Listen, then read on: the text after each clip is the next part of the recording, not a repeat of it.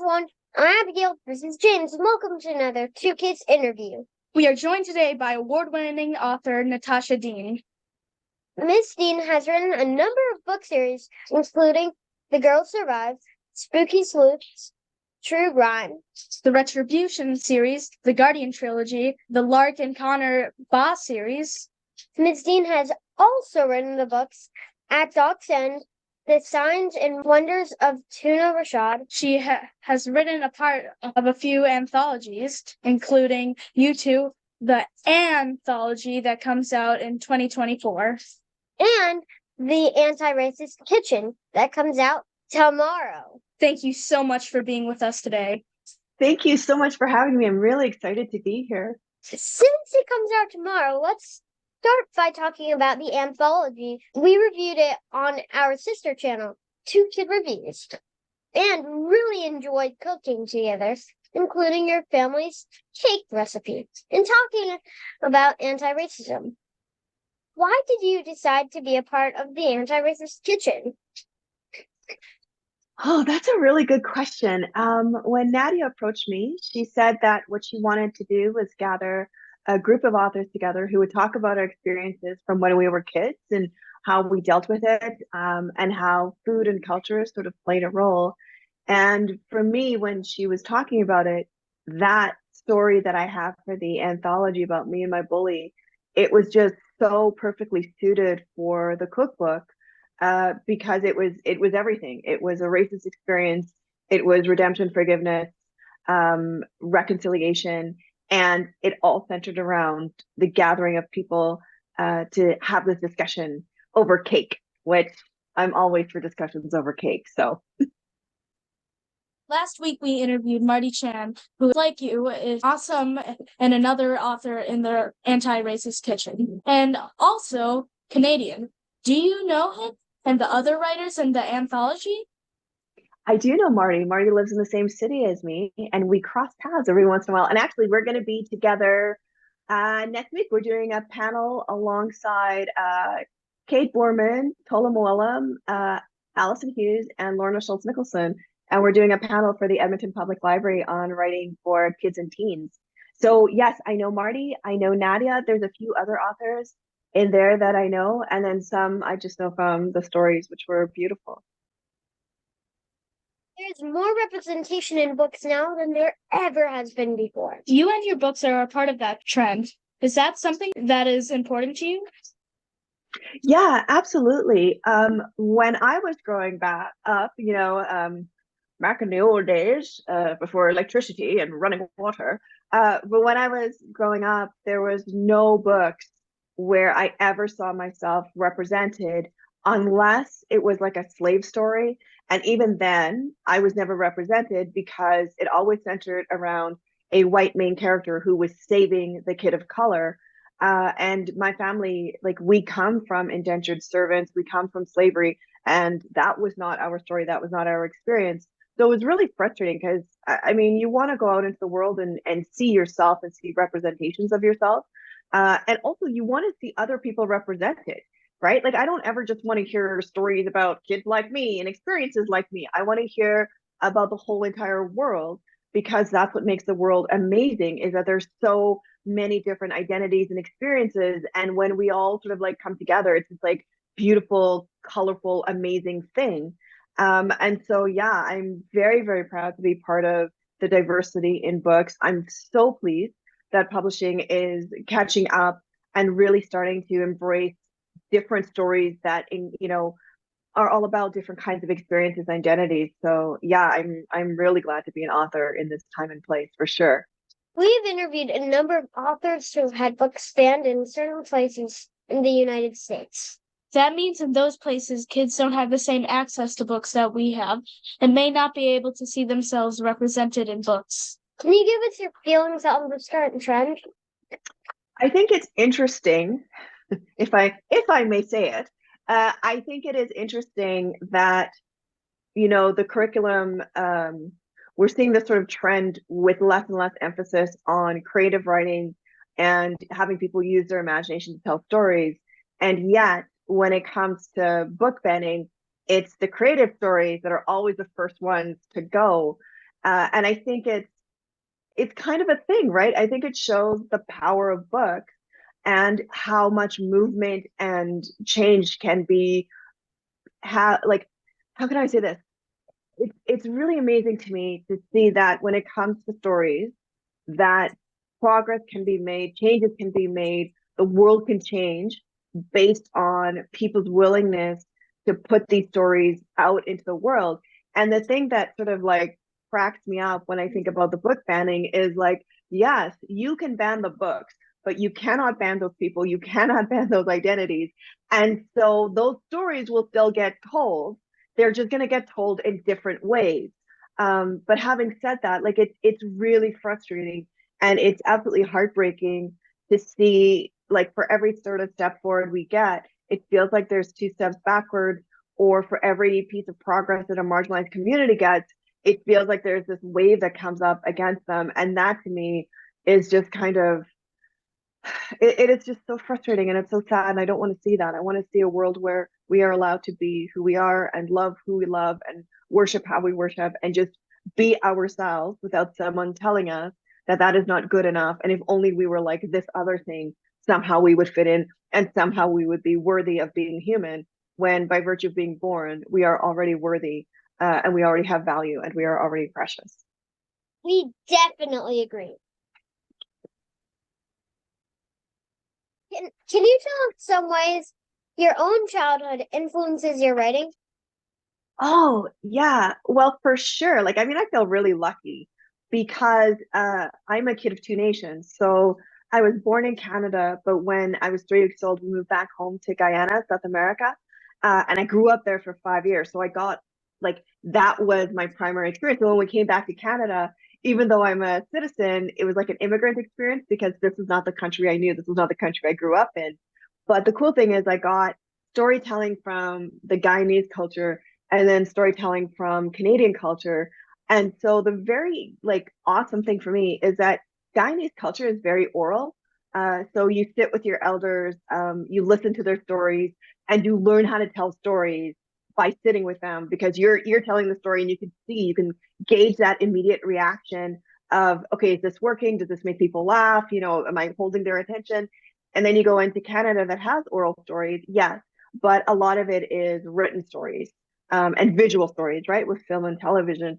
So getting to see how stories are told in different ways, that makes me feel very happy.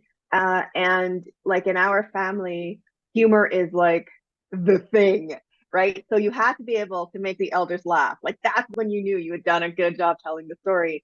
So all my books always have some kind of funny in it. Um, from knowing my elder stories and my own, my stories always have some kind of positive, happy ever after. Not necessarily a Hollywood happy ever after, but there's some kind of like happiness and hope at the end. And you've read the story that I did for the anti-racist kitchen, so you know that the idea of reconciliation, transformation, forgiveness, all those things also always play a part in my story. You have written books for a number of different age groups. How much do you have to change your mindset when writing for one age group versus another? Well, depending on who you ask, I am either very good at connecting with my inner child, or I'm just someone that never grew up and remains quite childish. So, we'd have to see who you're talking to about that. But you know what? It's not really that hard per se, right? Because stories, and I don't know if this is your experience when you are writing as well, but like when you get that story idea, sometimes you just have a sense of who that story is for, and that character's voice is very strong. And then it's sort of like not exactly transcribing, but if I know that I'm writing for like a 6 or 7 year old, there's just certain vocabulary that I know is going to flow, and then certain vocabulary that I'm like, nope, I don't need to do it like that, or plot lines, right? How I tell a story to a 7 year old is not how I tell a story to a 17-year-old. But with all of it, it just sort of comes back to practice. Um, and I think the big thing for any of us who want to be professional storytellers or professional writers, it's really about being patient with yourself and being kind to yourself, right? Because when we're first putting those stories on the page, we are telling ourselves the story and we don't yet know it, right? So we have to be willing to tell ourselves that story again and again and again to, like what you're saying, James, to get the ages right, to get the audience right. And that's just patience and kindness. It's nothing truly magical. Although maybe being patient with ourselves and kind to ourselves is a certain kind of magic. Yes or no? Are you Jake Maddox? Jake Maddox is the name given to all of us authors who get the amazing opportunity to write all of these sports stories. And that is what I will say. If one of us truly represents, I don't know. I guess you'd have to find out. Can't tell.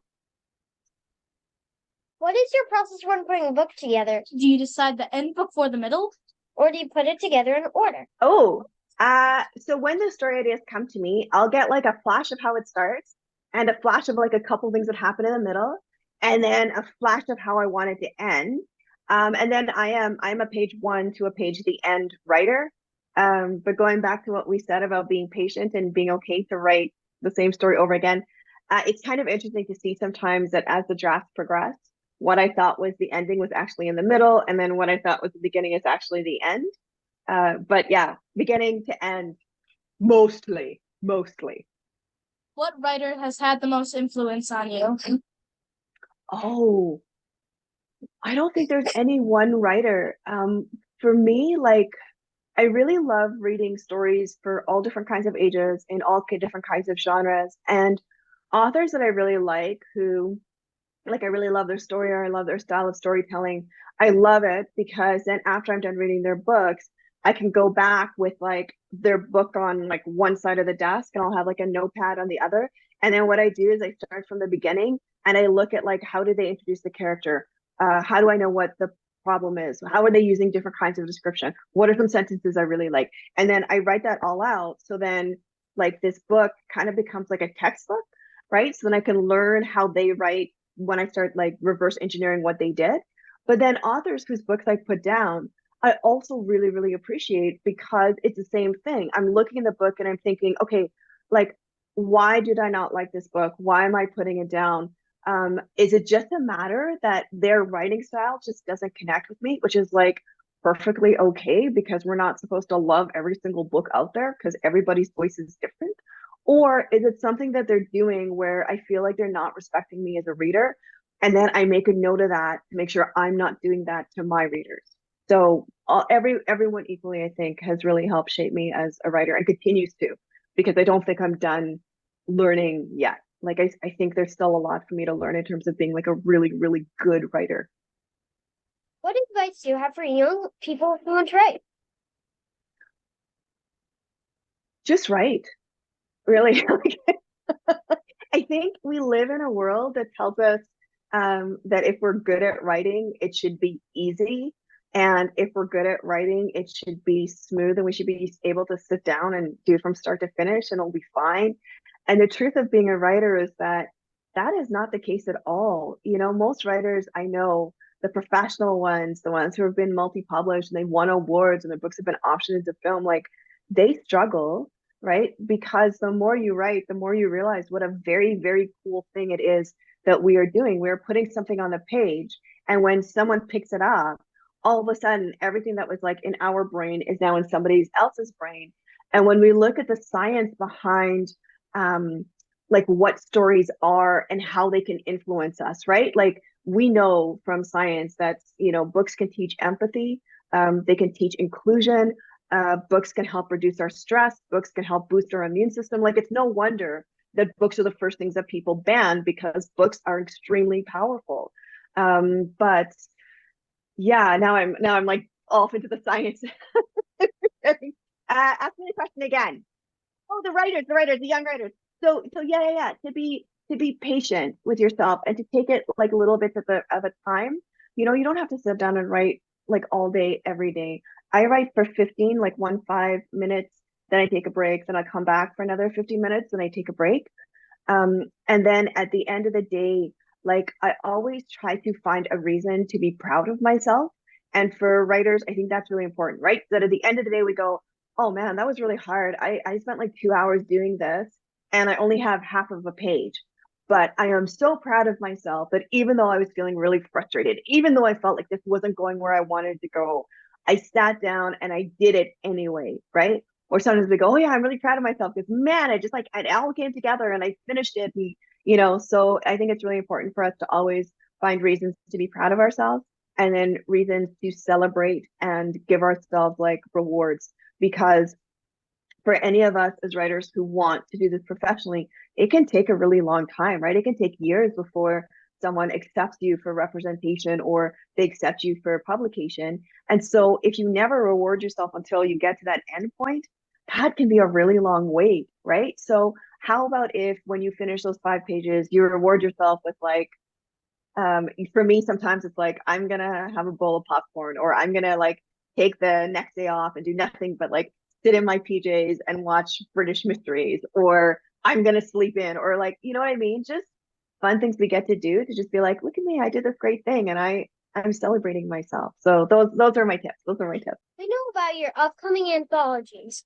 Is there any other project you are working on now that you can tell us about?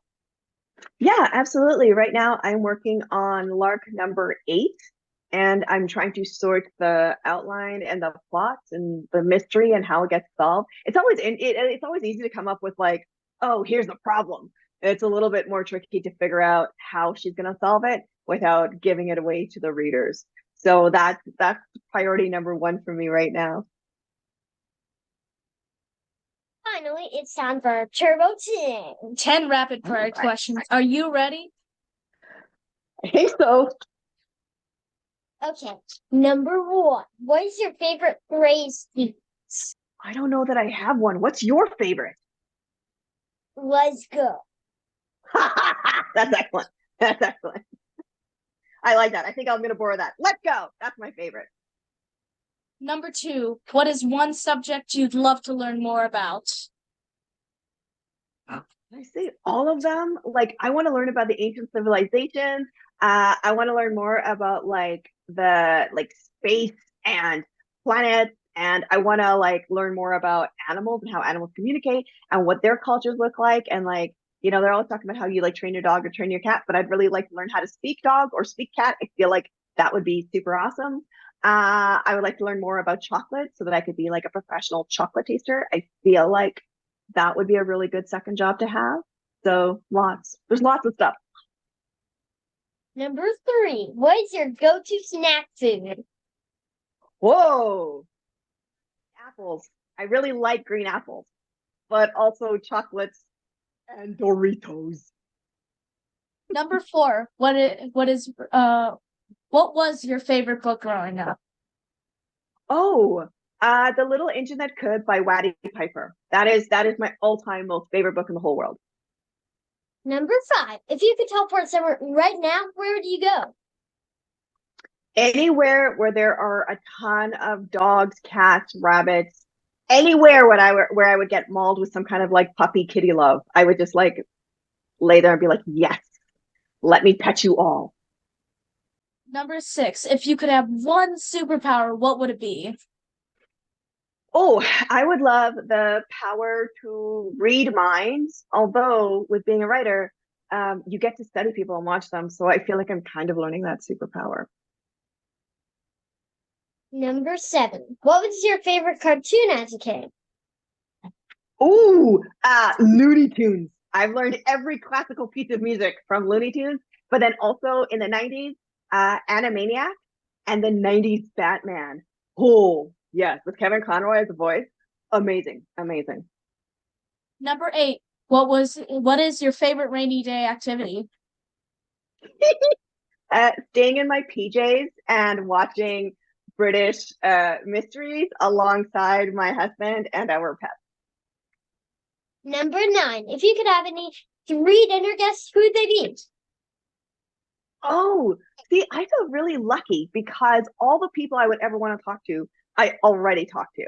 So if I had to pick, I might go back into my history and like have dinner with some of my ancestors because I would like to know how they survived some of the things that they survived. And Number 10, what is the best piece of advice you were ever given? The best piece of advice I was ever given was probably from my grandmother when I was 7, because I'm dyslexic and I was really, really struggling with school and it was getting really hard. And I was frustrated and I wanted to stay home with my grandma. And my grandmother, I was at the kitchen table, and I was crying. And my grandmother put her arm around my shoulders and she leaned in and she whispered in my ear, Natasha, if you can read and write, they cannot stop you. And that was hands down the very best advice I've ever had in my whole life. You did awesome. Thank you so much for doing that. And thank you so much for spending this time with us. We can't wait to read your future books. Thank you so much, Abigail and James. This was so much fun. Thank you very much. Thank you for the thoughtful questions. Thanks for letting me prattle on. And thank you for the review. This was really lovely. So thank you very much.